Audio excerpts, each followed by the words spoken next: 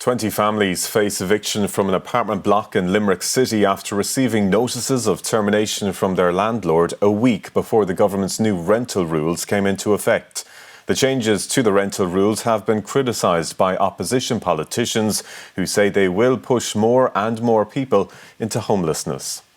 The park on Lord Edward Street in Limerick City has been home to families for more than 15 years. Many of the tenants are Polish.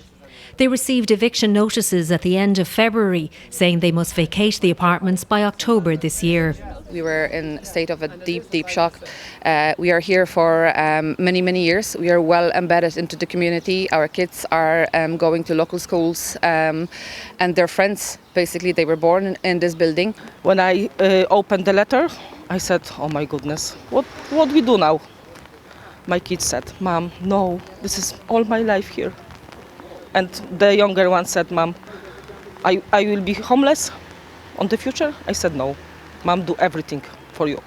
The letters state the reason for the termination of the tenancies is because the landlord intends to sell the properties. This is exactly a microcosm of what's going to happen now right around the country, arising from this hand-fisted legislation that the government put through, causing complete chaos and uncertainty and confusion. Average rent for a two-bed apartment in the city is €2,100, according to the latest figures from Daft, making it one of the most expensive rental markets outside of Dublin. We were looking for the smaller towns like Patrickswell and maybe Anacotty further down, but it's the house, 2-bedroom, 3-bedroom, it's almost €3,000. So for us, we both work full-time, and even then it's not affordable. The families will now be looking for new places to live in a market where rental homes are in short supply.